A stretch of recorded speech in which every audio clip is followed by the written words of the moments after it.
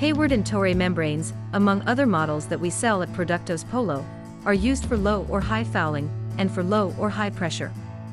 It has an additional surface that prevents the adhesion of contaminants and facilitates its cleaning. Working with low pressure, great yields are obtained in the quality of its production, making it suitable for the most demanding projects.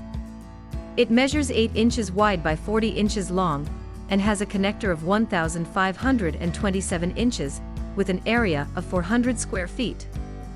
The nominal working pressure is 150 pounds per square inch, with an average rejection of up to 99.5% of dissolved salts.